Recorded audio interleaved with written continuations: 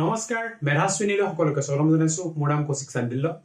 অনুশীলনী 1.4 আমি question number 7 লৈ আহিছো ইয়াৰ ৰিলেটেড পিডিএফ খিনি হেণ্ডৰিটেন ফৰ্মত ডেসক্ৰিপচন আৰু পিন কমেন্টত দিয়া আছে যদি দিয়া নাই তেতিয়াহলে অতি সোনকালে এইখিনি আমি আপলোড কৰিম কোৱেশ্চন নম্বৰ 7 প্ৰাকৃতিক সংখ্যাৰ সংহতি n ৰ ওপৰত গঠিত এটা সম্পৰ্ক r ৰ সংজ্ঞা হ'ল সকলো x, y belongs to n ৰ বাবে x, y belongs to r যদি আৰু যদিহে x এ y ভাগ কৰে দেখুৱা যে r সম্পৰ্কটো সমতুল্য নহয় ইয়াৰ আমাক এটা সম্পৰ্ক দিছে r হয় আৰু কি থাকে x আৰু y belongs to n ৰ বাবে মানে x আৰু y যিবিলাক সংখ্যা থাকিব সেইবিলাক কি স্বাভাৱিক সংখ্যা বা প্ৰাকৃতিক সংখ্যা বা নেচাৰেল নাম্বাৰ ইয়াত কি কৈছে x এ y হৰণ কৰে মানে প্ৰথম সংখ্যাটোৱে সেকেন্ড সংখ্যাটো হৰণ কৰিব লাগিব ঠিক আছে বাৰু দেখুৱা r সম্পৰ্কটো সমতুল্য নহয় সমতুল্য হ'বলৈ কি কন্ডিশন লাগে নম্বৰ 1 ৰিফ্লেক্সিভিটি মানে সতুল্য হ'ব লাগিব তাৰপিছত সমমিতি বা সিমেট্ৰিক হ'ব লাগিব আৰু নম্বৰ 3 ট্ৰানজিটিভিটি বা সংক্ৰামকতা হ'ব লাগিব মানে সংক্ৰামক হ'ব লাগিব ঠিক আছে তো এই তিনটা ভিতৰত যদি যিকোনো এটা নহয় তেতিয়ালে কি হ'ব আমাৰ সম্পৰ্কটো সমতুল্য বা ইকুইভ্যালেন্স ৰিলেচন নহব গতিকে আমি প্ৰথমতে সতুল্যতা বা চেক কৰিম ঠিক আছে তো প্ৰথম লিখিম আমি সতুল্যতা ৰিফ্লেক্সিভিটি ঠিক আছে তো দেখা দেই কথা আমি কি পাও লিখিম আমি পাও কি পাও x, x belongs to r হয় for all x belongs to capital N যিকোনো স্বাভাৱিক সংখ্যা x ৰ বাবে কি হ'ব বা সকলো বিলাক স্বাভাৱিক সংখ্যা x ৰ বাবে কি হ'ব x এ x ক হৰণ যায় মানে 1 এ 1 ক হৰণ যায় 2 এ 2 হৰণ যায় 3 এ 3 হৰণ যায় 10 এ 10 ক যোগী মানে তো গুটেখিনি নিজৰ লগত ৰিলেটেড হয় দেখা দেই কথা গতিকে কি লিখিম এটাকে r সতুল্য হয় তো সাইডত তুমি এক লাইন লিখিব পাৰা যে যেহেতু প্ৰতিটো প্ৰাকৃতিক সংখ্যাই নিজক হৰণ যায়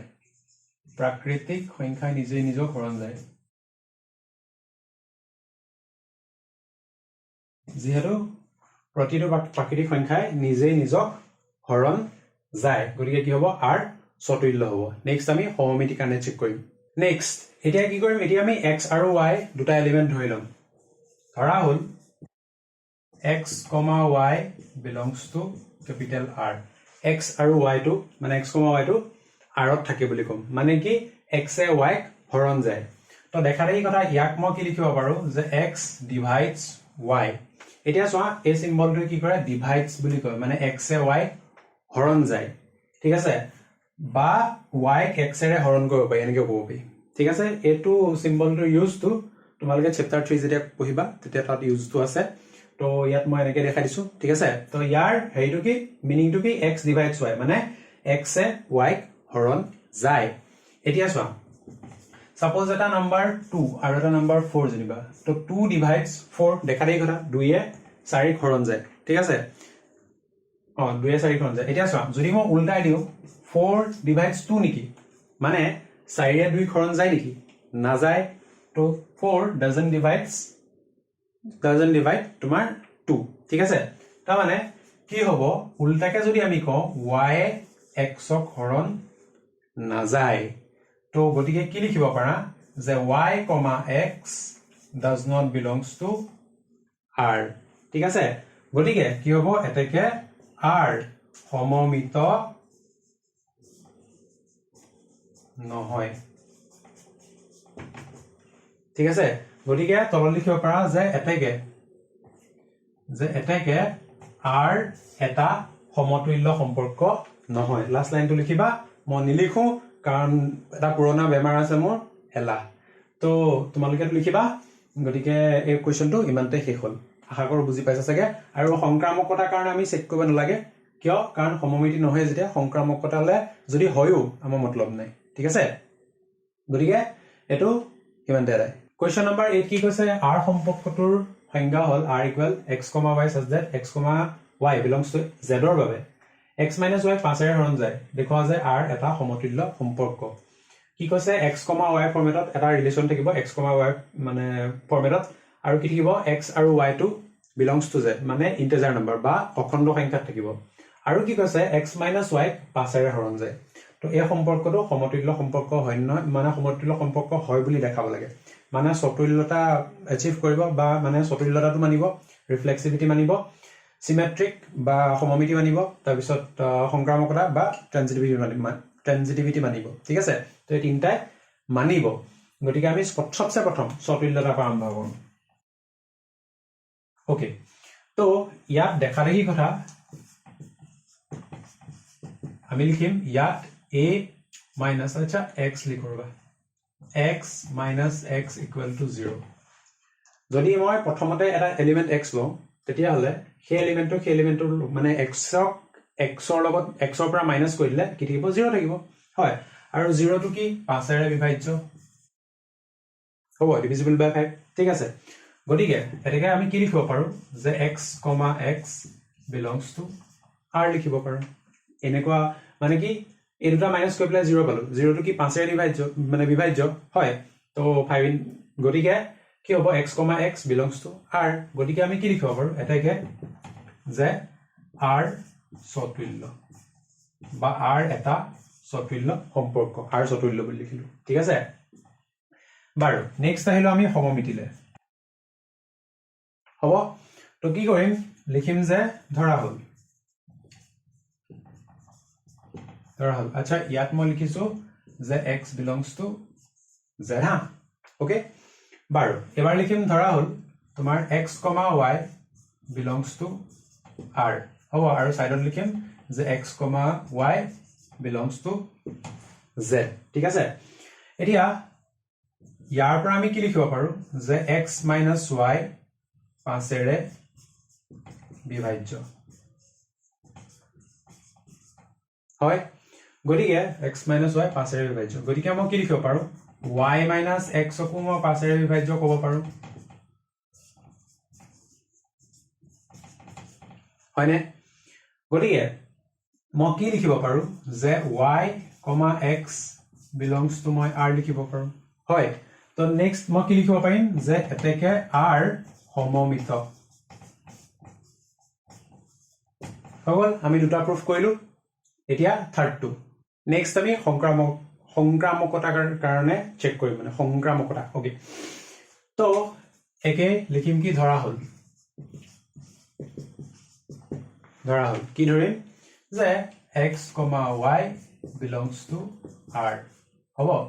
আৰু কি লিখিম যে x, y belongs to capital Z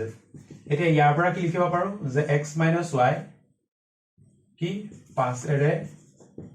বিভাজ্য হয় তো ইয়াৰ পৰা মই কি লিখিব পাৰো যদি x minus y 5 ৰে হৰণ যায় তেতিয়াহলে x minus y equal to 5 into something বা 5 into p বুলি লিখো ইয়াত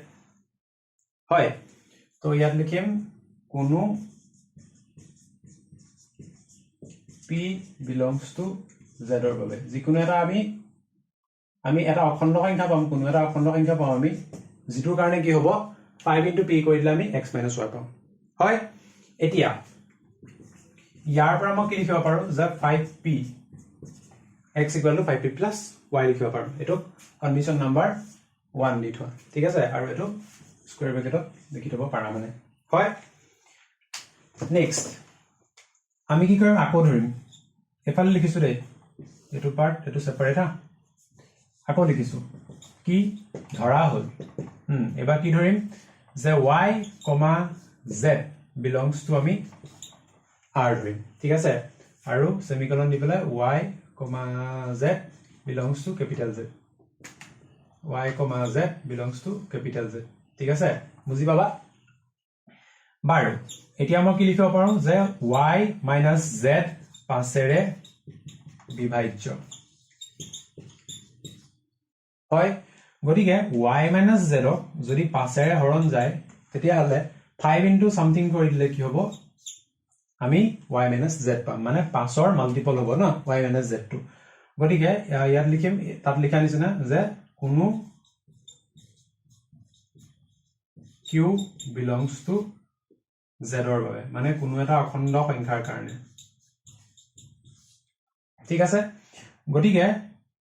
ইয়াক লিখিব পাৰা যে y equal to 5q plus z লিখিব পাৰা ইয়াক আমি নাম্বাৰ দিম 2 নাম্বাৰ ঠিক আছে এখিনিলৈকে হ'ল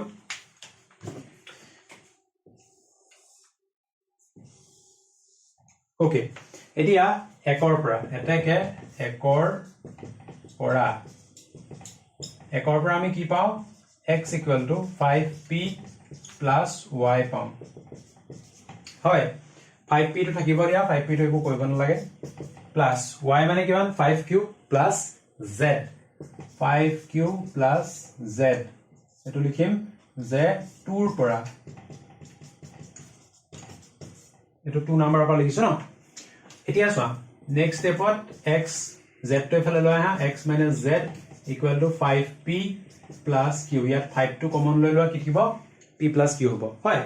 গতিকে ইয়াৰ পৰা আমি কি ক'ব পাৰো যে x minus z পাছেৰে x minus z পাছেৰে কি বিভাজ্য